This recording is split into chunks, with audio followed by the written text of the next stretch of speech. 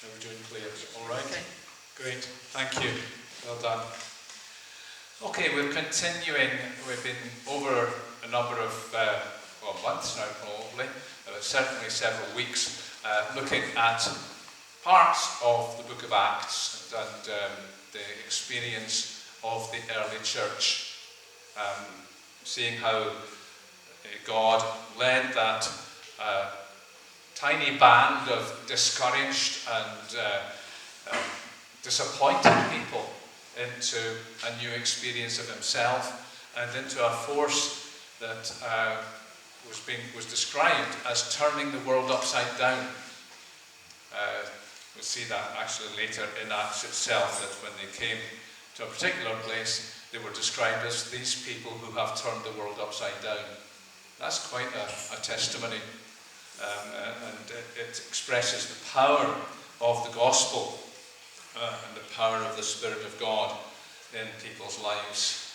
So today we're looking at Acts 11 and we're moving to verse 19 of Acts chapter 11. So would somebody like to read in French? En français, s'il vous plaît.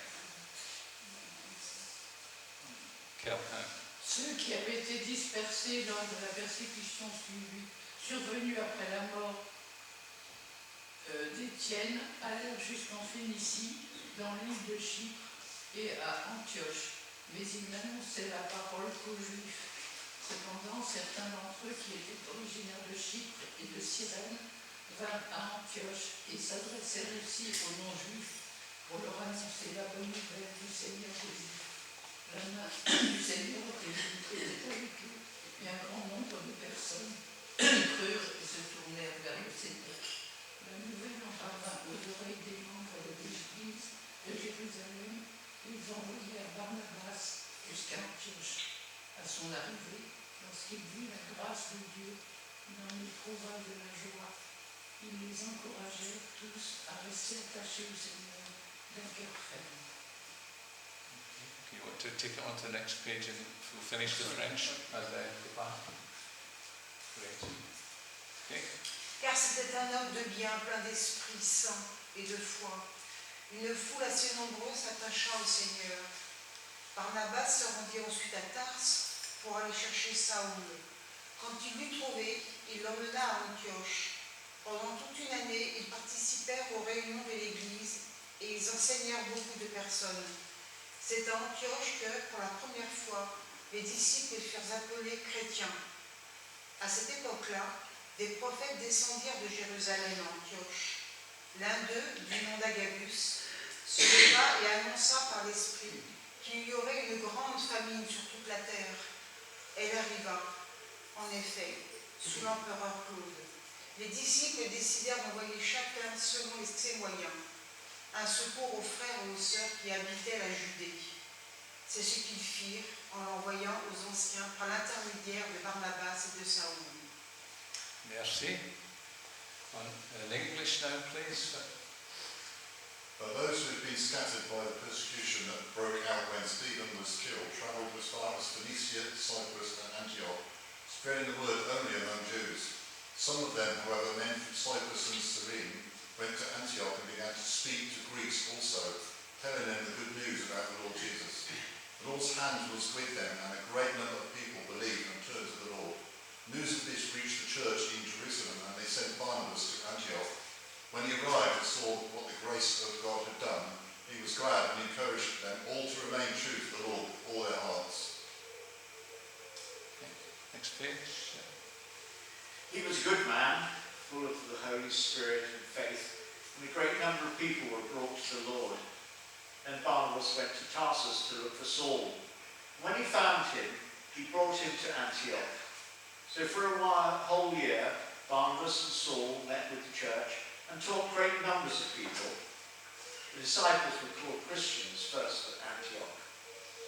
During this time, some prophets came down from Jerusalem to Antioch. One of them, named Eglise, stood up and through the Spirit predicted that a severe famine would spread over the entire Roman world. This happened during the made of glories.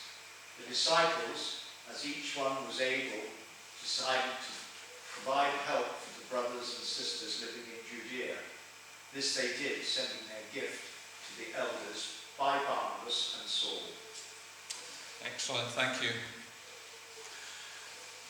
On the face of it, it's perhaps not the most exciting passage in Acts. Nothing dramatic is happening. There's nobody healed. There's not any great miracles happening, it would seem at first sight. And yet, I believe it tells us some very useful things about the nature of the church, about the nature of the kingdom of God, and about our lives as believers. And I want to look at 3 fruits today. This is the season of fruitfulness here in Charlotte. We've been gathering raspberries, and we've had the strawberries, we've had the cherries, the apples are coming on. It's a season of fruit. So we're looking at 3 different types of fruit today, but they're not any of these ones that you can eat, I'm afraid. Sorry about that. We see, first of all, the fruit of persecution. We read back in chapter 7 about the death of Stephen, the first Christian martyr, first one put to death because he was a believer in Jesus, and how after that there followed a time of persecution when the church was scattered. At that point, the church was mainly centered in Jerusalem and in the surrounding areas in Judea, but because of the persecution, the church was scattered. And we follow through on that at the beginning of this passage. We see that in verse 19, those who had been scattered by the persecution in connection with Stephen travelled as far as Phoenicia, Cyprus, and Antioch, telling the message only to Jews. Now, this is a dramatic move west and north for the church, because Phoenicia is the west coast, is what now is Lebanon, and Cyprus, of course, is still Cyprus, it's still there, and Antioch is to the north, just near the boundary between Turkey and Syria. It's in Syria, but just inside Syria, and almost on the coast. So there's been quite a dramatic geographical spread, but so far they're only still speaking to Jews and seeking to bring them to know Jesus. But then something fairly dramatic does happen, something fairly radical.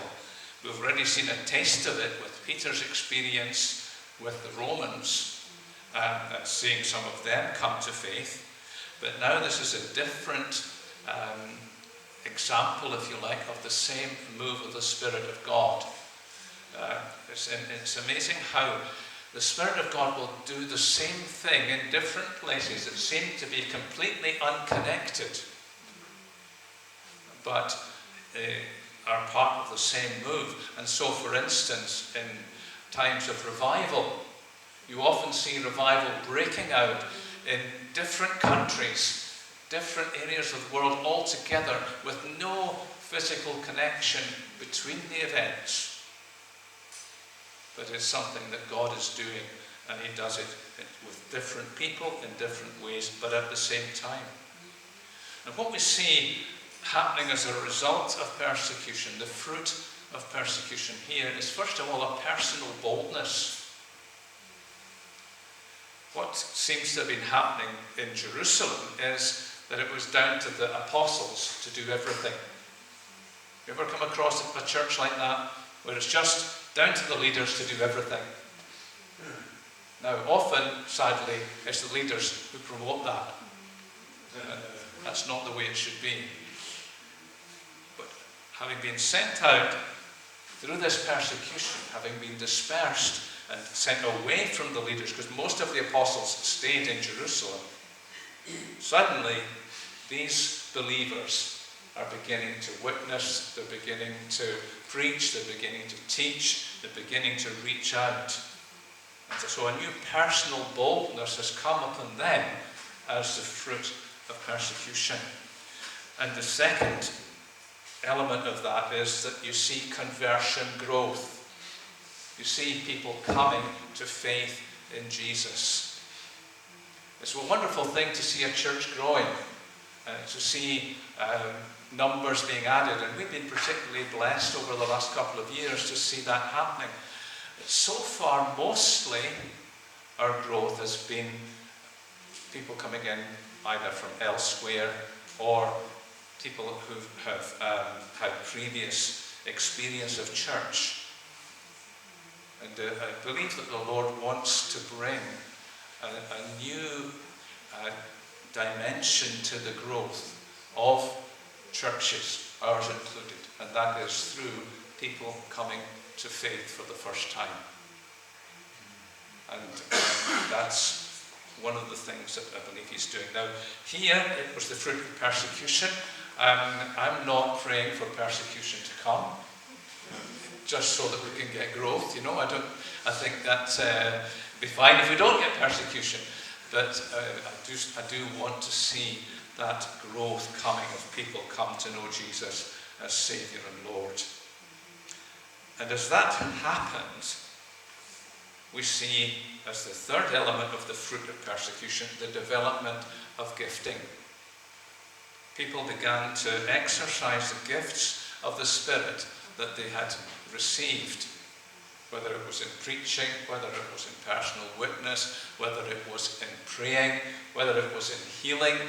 This was beginning to happen. It says the Lord's hand was with them. And that indicates not just that they saw a lot of people coming to faith, but also that they were seeing signs and wonders happening as well. And our God is the same God today as he was then.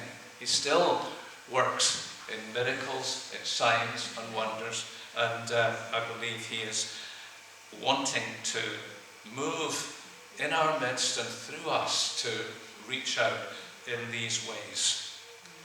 So we've got personal boldness, we've got conversion growth, and we've got development of gifting. 3 really healthy signs in any church. And I believe that God wants to see that happening among us. Second fruit that we see is the fruit of partnership. It says Barnabas, verse 25, Barnabas went to Tarsus to look for Saul. And when he found him, he brought him to Antioch. So for a whole year, Barnabas and Saul met with the church and taught great numbers of people. The disciples were called Christians first at Antioch. So there's where the name came from, folks. We are Christians now. That's the name we have now because somebody in Antioch thought up the name. Not a believer, but actually it was the unbelievers, the non-believers, the outsiders who thought up the name Christian. And originally, it was a derogatory term. It was a label of these Christians. Yeah. It was not a flattering name. And there's something actually often, that's something that accompanies being called a Christian. It can be a dismissive term. Oh, those Christians. You ever come across that? Of course, the other one that they do is say, oh, you're a Christian, you shouldn't be doing that. Yeah, it's amazing how people who are not believers know better how Christians should live than Christians themselves. And it's sad, but they're often right. That's where the term came from anyway. It was a term of abuse and mockery. So we bear the name of Jesus, and we often do get abused and mocked for it. But we've got in these verses, we've got the fruit of partnership.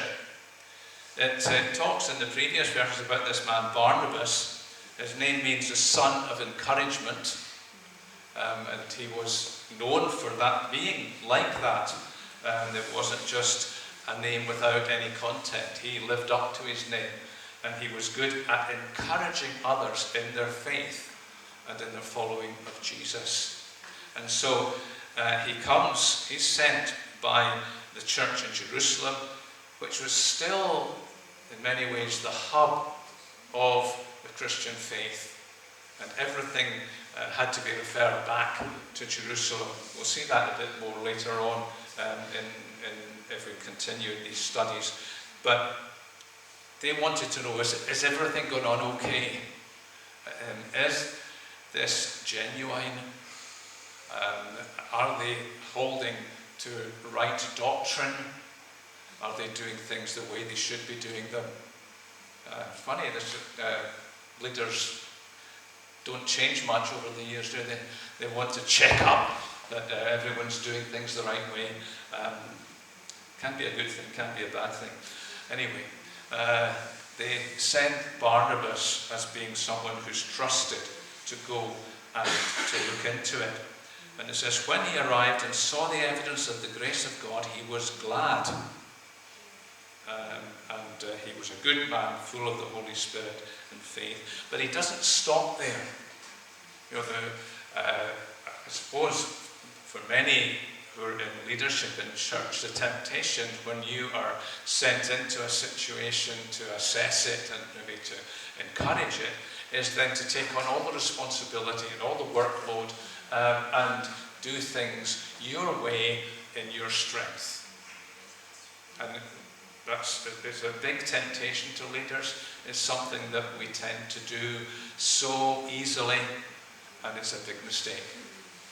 But Barnabas doesn't take that road. As he goes and he finds Saul, who we know as Paul. And when he found him, he brought him to Antioch. Now, backstory to that is that after the business at Damascus, where Saul was converted, where he met Jesus on the road, and then was blinded, and then healed of blindness. After that, and after a bit of contact with the church in Jerusalem, Paul, or Saul as he was known at that time, went back to his hometown of Tarsus. We don't know how long that was for. It was a good period of time. But here is this man. God has spoken into his life. He's transformed him, and he said, you're going to be the apostle to the Gentiles. And what happens? He goes home. And he stays there. Not quite what God was saying, is it? And yet, now the time has come. And perhaps the time in Tarsus was necessary for Saul to recover from what had happened, to think it through, to process it, to work it out, and then to be prepared. We don't know anything about his life in Tarsus. We don't know whether he was in a church there. Presumably he was, but we don't know. He certainly would have gone to synagogue if there was no church. But we don't know anything about what was going on in his life. But it seems that now, at this point, it's the right time for him to move a step forward in ministry. And Barnabas goes and seeks him out and brings him to Antioch. And the amazing thing is that he's then able, with Barnabas, to spend a whole year teaching in the church there. Now, this seems to be a man who's got next to no teaching at all from others. And yet God has prepared him and empowered him to go and teach foundationally in this church in Antioch. And in fact, the church in Antioch then became one of the major centres of mission and evangelism in the ancient world. And that lasted for hundreds of years. But it can be traced back to this teaching and ministry of Saul and Barnabas right at this point. And it's what that partnership, and the fruit of that partnership between Saul and Barnabas says to me is that it's so important for leaders of any church to be recognizing and releasing gifts amongst the congregation. And that we will be hoping to try to follow that course and not just keep everything to ourselves, everything in our own hands, but to release you into the gifts that God has given to you. So hopefully we can go into that more fully But it's important for us all to know that every single believer has gifts from the Holy Spirit, which are to be used then for the benefit and the blessing of the church, of the whole church. You know, if we in leadership just keep all the responsibility and we're the only ones who do the talking and the ministering, then we're actually robbing the church of some of what God has for his people. Because you will have something that only you can bring to the church, and that the church will be the poorer for not having. So our aim, our goal is that we will be recognizing and releasing gifting within the church. I think what is happening on a Monday night now with the training of worship leaders is an example perhaps of how that is going on, but we hope to develop it more beyond that. So we had the fruit of persecution, the fruit of partnership, and finally the fruit of prophecy. Because the passage closes with this little event where you've got prophets come down from Jerusalem to Antioch. I wonder if the apostles were beginning to think, well, I haven't heard anything from Barnabas for a while. I wonder what's going on down there. I wonder if they're keeping it right. I wonder if they're doing things the right way. We better send some prophets down to sort them out. I don't know if that's what happened really, but it certainly indicates some sort of correspondence back and forward between. Can you slow down just a little bit, Derek? Sorry. Going too fast. So it would indicate that there was some kind of communication certainly going on between the churches to encourage and build one another up. But it's interesting that it's prophets who are sent. We're familiar from the Old Testament with the concept of prophets. You know, they're these doom and gloom guys that's the press that they get. That's how they're described often in people's thinking or people's speech, the doom and gloom guys, because they're always announcing judgment. They're always announcing trouble. But actually, if you read the prophets properly, you find that there's not just judgment, there is judgment, there is trouble being spoken about, but there are also amazing forecasts of the coming of Jesus, amazing descriptions of the kingdom of God, amazing descriptions of the cross and the resurrection, and all these things. There's a huge range of subjects that are covered in prophecy. But often it's said by some streams in the church that the gift of prophecy ended with the New Testament. That after the death and resurrection and ascension of Jesus, we didn't need prophecy anymore. Well, here we've got prophecy going on in these verses that we've read. In Ephesians chapter 4, Paul says that God's gifts, or Jesus' gifts to the church, were apostles, prophets, evangelists, pastors, and teachers. These were people with giftings that the risen Christ has given to his church. And the implication from that verse is that he still gives these gifts to the church. Now, many churches we're aware of pastors. We can cope with teachers. We might even have an evangelist every so often. But apostles and prophets? Don't know about that one. That's a bit extreme, is it not? And to be fair, we hear of people who describe themselves as apostles, we were just talking about this in house group the other day.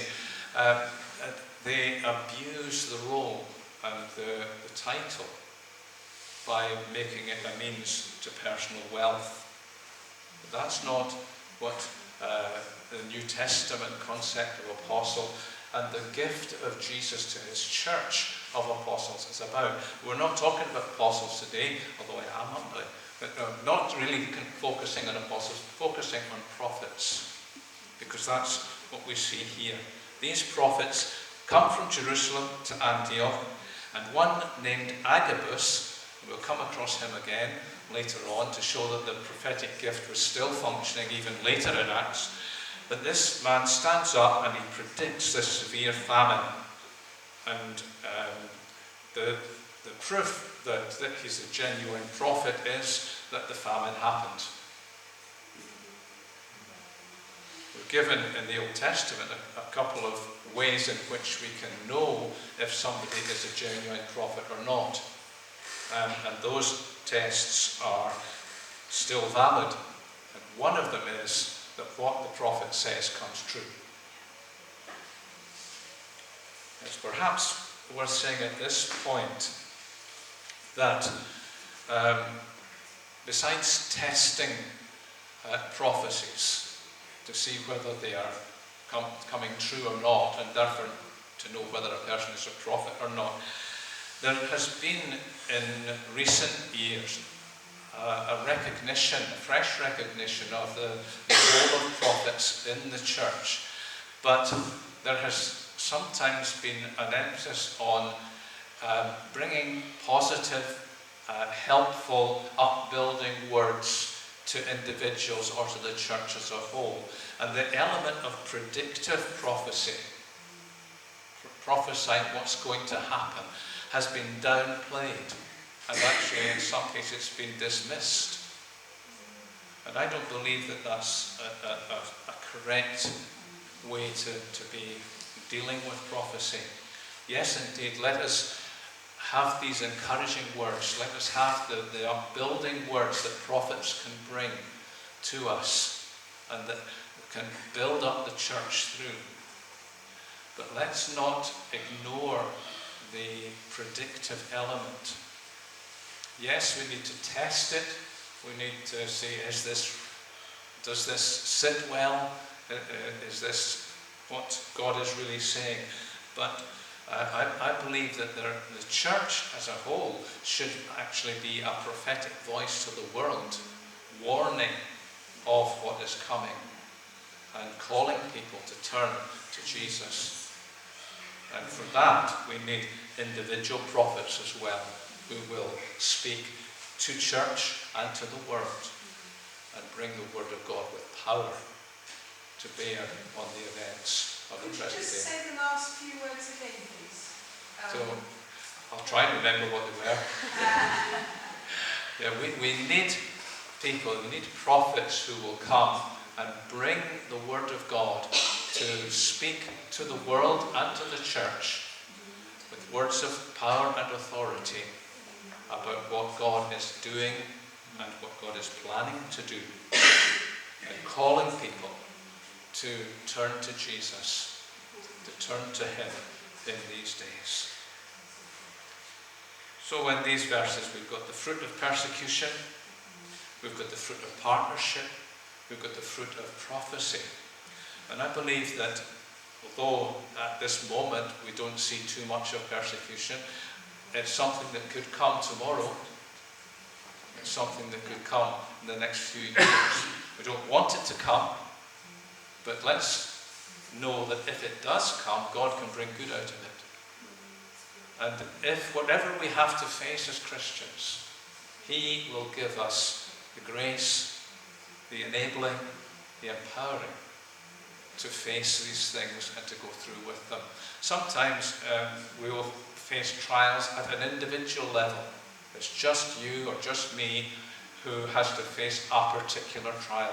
But sometimes the whole of the church is faced with challenges, and we need to know that as that happens, whether it's personally, individually, or whether it is as a body of God's people, He is with us. He is for us. He will give us everything that we need. And He will raise up the people to be His agents in doing that in our lives, in the church, and in the world. Let's pray.